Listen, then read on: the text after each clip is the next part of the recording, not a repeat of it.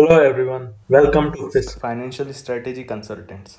आज के वीडियो में किस तरह से किसी स्टॉक को सेल किया जाता है उसके बारे में हम जानेंगे। अगर आपने किसी स्टॉक को परचेस करने का मेथड नहीं सीखा है तो आपको मैं इसी वीडियो के अंदर लिंक दिया है, उसमें जाके how to buy stock on ICICI direct भी आप सीख सकते हैं।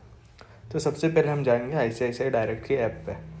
अब यहाँ सबसे पहले जब हम लॉगिन करने जाएंगे तो फेस लॉक फिंगर लॉक किसी भी तरह से ही लॉगिन हो जाएगा।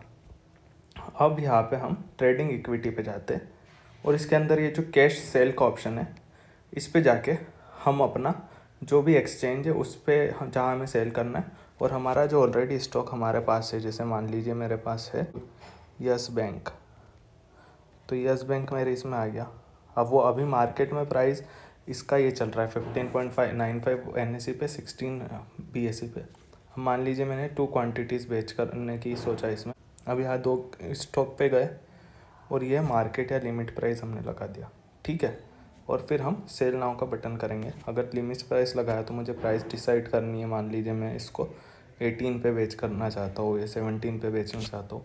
और फिर मैं और ऑप्शंस भी है, जैसे मैं कौन सा ऑर्डर लगाना चाहता हूँ, डे ऑर्डर, इमीडिएट और कैंसिल, वैलिड टिल कैंसिल। तो वैलिड टिल कैंसिल में मुझे एक डेट डिसाइड करनी होगी कि इस डेट तक मुझे बेचना है, ठीक है। ये ऑप्शंस हमारे पास बाय के अंदर भी आते हैं जब हम लिमिट प्राइस लगाते हैं, लेकिन मेरा जो वीडियो है उसके अंदर हमने बताया था कि हम लॉन्ग टर्म के लिए अगर परचेस करेंगे तो उसमें मार्केट ऑर्डर पे भी अगर परचेस करते हैं तो बहुत बड़ा इशू नहीं होता है।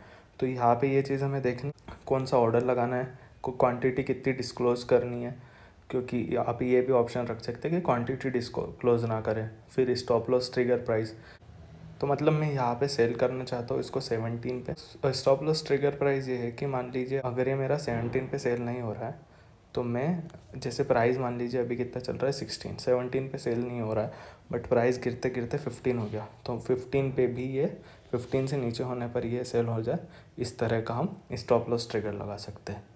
तो एक तो ये तरीका हुआ सेल करने का। इसके अलावा हम चाहे तो अपने जो पोर्टफोलियो पे जाएंगे तो मैं इस पोर्टफोलियो में भी जाके सेल कर सकता हूँ। तो जैसे मान लीजिए मैं किसी भी स्टॉक पे जाता हूँ, मान लीजिए राजेश एक्सपोर्ट पे, और मैं यहाँ पे सेल का बटन अगर दबाऊँ तो ये मेरे पास पूरा इसका डिटेल आ जाता है, वापस उसी जगह में आ जाता हूँ, ठीक है। तो इस तरह से हम सेल कर सकते हैं अपने स्टॉक को। तो इस वीडियो में हमें इतना ही पढ़ना था फ्रेंड्स। इसे ज़्यादा से ज़्यादा लोगों तक शेयर करें। प्लीज़ इस चैनल को सब्सक्राइब करें और हमें कमेंट करके बताएं आपको वीडियो कैसा लगा। Thank you very much.